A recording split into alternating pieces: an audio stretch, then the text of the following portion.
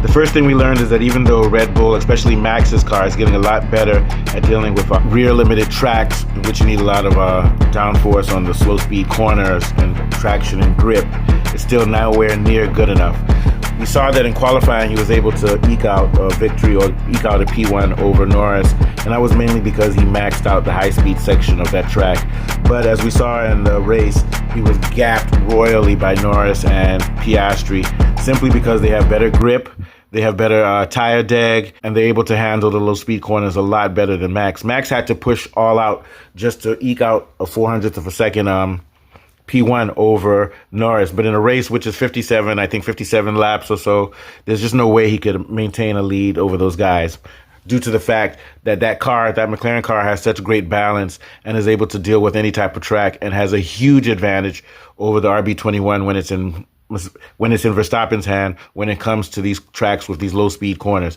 On the tracks that are high speed, you'll see more competitiveness from Verstappen. He might win some, lose some. It will be a close challenge between those two unless the Red Bull continues making gains, and we'll also have to see what happens when they took away that front flexi wing, which is going to really hurt McLaren on high-speed tracks, and it's actually going to mess up their overall balance. So I think Verstappen did as well as he could have. He should have come third, but because of a safety stop issue, which was kind of controversial, which almost might have gotten Russell disqualified or demoted a place. If not for that, Verstappen probably would have come third. So he got the best he could get out of this track. But clearly, McLaren is on another stratosphere when it comes to these tracks, which rely upon a lot of downforce and traction and have these slow speed sections.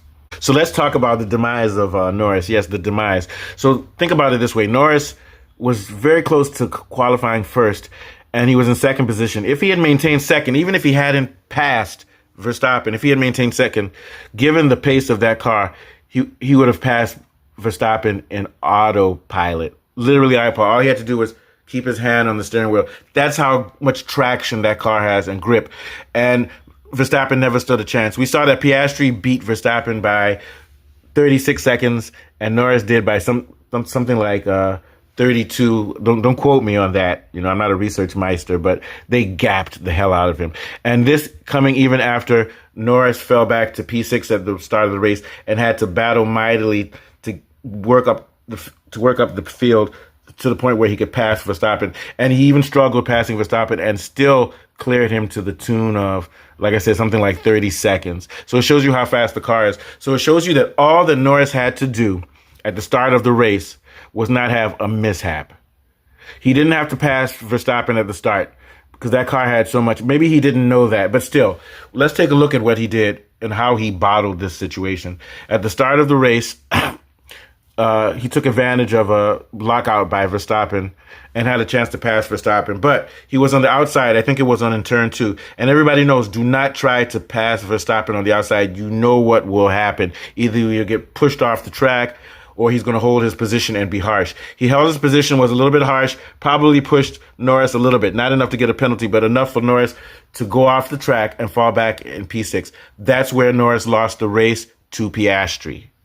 And he looked very despondent afterwards. At some point, he's going to have to start taking racecraft and tactics seriously. At the start of the race, when he saw that he was on the outside, he should have just let it be and then look for later on down the race to pass Verstappen. But by trying to pass him around the corner from the outside, he destroyed his whole race. And it seems like he doesn't have memory. Maybe he's smoking weed or something. He doesn't remember that this is what Verstappen does to him and everybody else in that situation. Now let's look at the other thing. He had a chance. He was storming down the track after coming P6, and he was closing in on Verstappen at a mighty rate. So there was a chance that maybe if he could pass Verstappen and dispatch of him quickly, he could catch his teammate Piastri. But he spent too much time trying to pass Verstappen. Verstappen defended him, and every move he would try to do is try to go on the outside. He was making weak-ass moves, unlike guys like Piastri or Leclerc or Russell, who do it one shot and they go by Verstappen usually. He dilly-dallied behind Verstappen and wasted too much time. And by the time he passed Verstappen, Piastri was 10 seconds down the road, game over. Now, this is not anything new. We saw, I think it was a couple of weeks ago, remember when Norris spent too much time trying to pass Lewis Hamilton. Lewis Hamilton make a fool out of him, passing him in the in the what you call it, the DRS zone, then Hamilton would pass him. He spent too much time trying to pass Hamilton and Leclerc, which hurt one of his races, in which I think he might have been able to pass either Piastri or Verstappen. I can't remember the exact details, but the point is that Norris, even though he's one of the top drivers when it comes to performance and over one lap, his racecraft is really rubbish, and his mental toughness is rubbish. We saw a great example of that once again, trying to pass Verstappen from the outside in corner 2.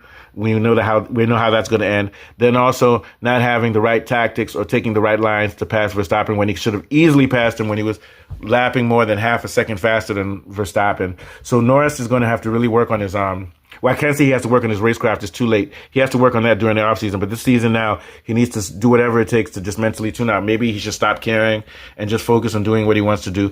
But most importantly, he needs to start getting pole positions. Because if he keeps losing pole positions by a little bit or by bailing out of laps, or we see that in most qualifiers. If you put all of his fastest sectors together, he should be winning qualifiers. But for one reason or another, he bottles it when it's time to perform in qualifying. On the other hand, Piastri doesn't have as much raw pace as Norris, but he's more calculated, more calm, has far better tactics. He's really improved his racecraft and really improved his qualifying from last year. So he's improving everything, and he's an all-around, very well-balanced driver. Like I say, he doesn't have the raw pace and speed that Norris has, but when you factor into count things like racecraft, being able to race and pass people, also being able to know when to back off, and if you know that you don't have enough feel for grip, he doesn't push that car as hard as Norris has been pushing it lately. Okay, so I'll end with this. There's an issue that Norris has been having in qualifying, in which he's like saying that when he pushes the car to the limit, he just doesn't feel comfortable and it becomes uncontrollable. I think that's for several reasons. Norris tends to focus on driving through steering and just doesn't have a good sense of grip. And now that the MCL 39 is a lot more fronty, a lot more mercurial, I think it's gone beyond his driving skill set with the way he drives, and has also gone beyond what he's comfortable with. He's a very smooth driver, likes to focus on the steering, likes to have an absolutely balanced car. This year's McLaren is not as balanced because it's a little bit more fronty without losing too much rear end stability. But I don't think that he's comfortable driving this car, and I don't think he has the right skill set. As I said, he doesn't have that sort of intuition for grip like guys like Leclerc and Verstappen. These guys have natural feel for grip, or guys like Lewis Hamilton, even though he's struggling now, or Alonso. So part of it is mental, but part of it is also his driving style, and he has a big problem because he needs to be qualifying first in order to win. Now he's down to his teammate 4 races. I think his teammate has won 4-1 against Piastri, and I think that given the way he's been speaking and talking down about himself and his general body demeanor, he might be spiraling into an uncontrollable abyss of despondency, and he's about to give up.